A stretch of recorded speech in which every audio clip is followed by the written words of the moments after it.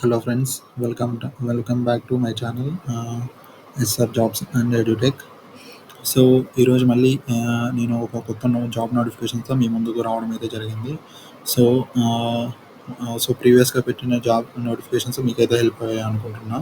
Please మీకు కూడా అవి హెల్ప్ఫుల్గా మీకు ఆ కంటెంట్ మీకు చాలా హెల్ప్ఫుల్గా ఉంటే ప్లీజ్ లైక్ షేర్ సబ్స్క్రైబ్ చేయండి ఫ్రెండ్స్. సో మీరు చేసే ప్రతి ఒక్క సబ్స్క్రైబ్ కానీ లైక్ కానీ నాకు ఒక మోటివేషన్గా ఉంటుంది.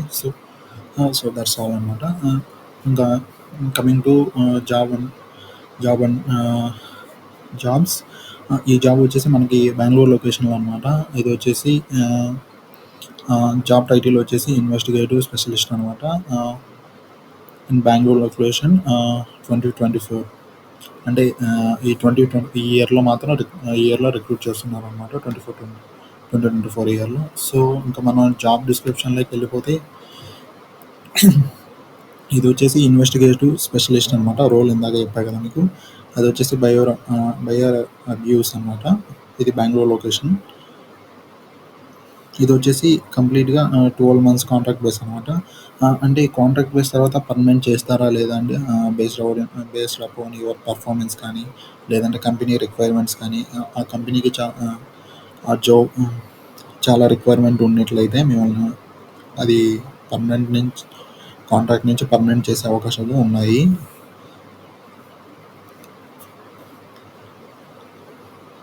ఇక్కడ వచ్చేసి జాబ్ డిస్క్రిప్షన్లో మనం వచ్చేస్తే ఇది వచ్చేసి ట్రాన్సాక్షన్ రిస్క్ ఇన్వెస్టిగేటర్ అనమాట.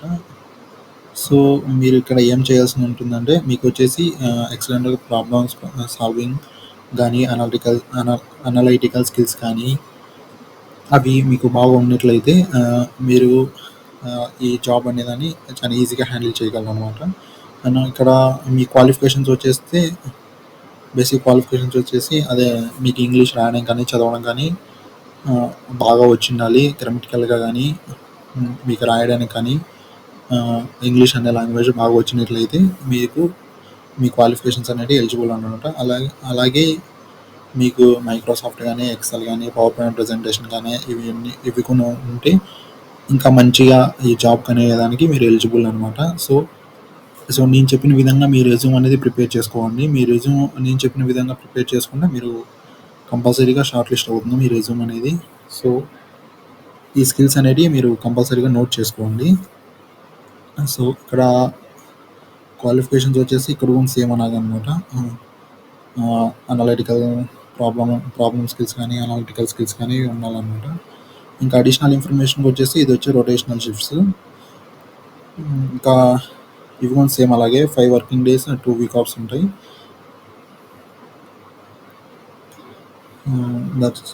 That's all about job description అనమాట. సో మనం ఇంకా అప్లికేషన్ ప్రాసెస్లోకి వెళ్ళిపోదాం.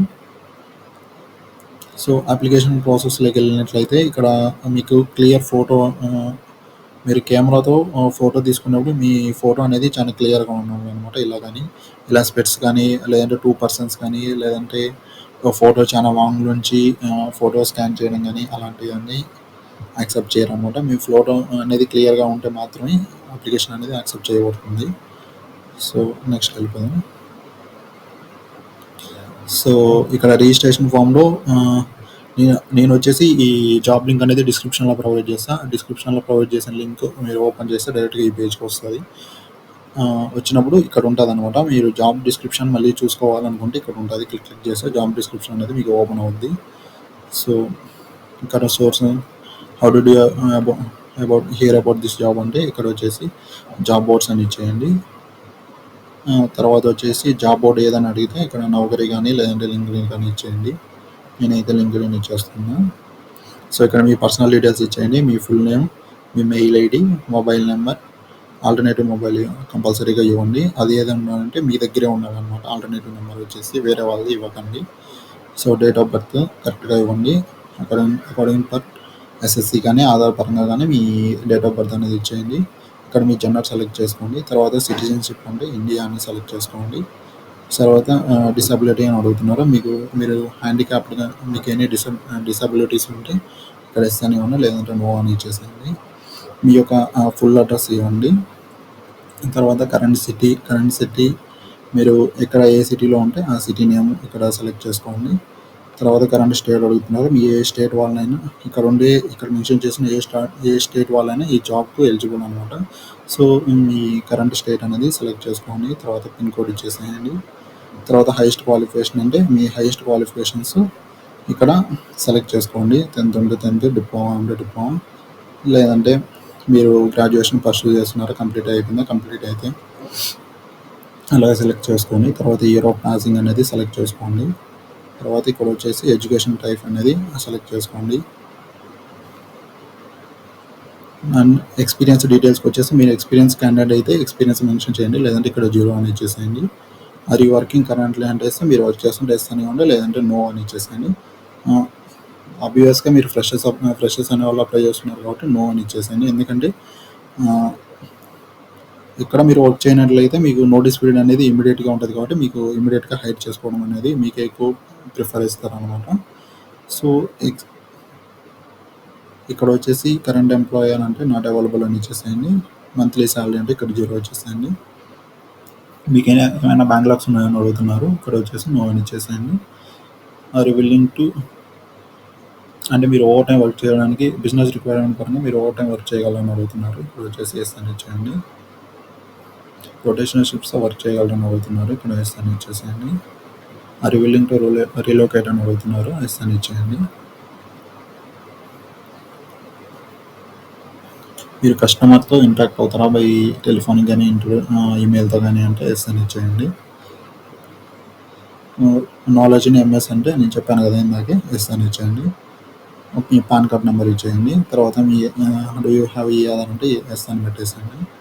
Have you ever been employed at Amazon అంటేసి ఇక్కడ నో అని ఇచ్చేసేయండి. Are you currently working with Amazon అంటే ఇక్కడ నో ఇచ్చేసేయండి.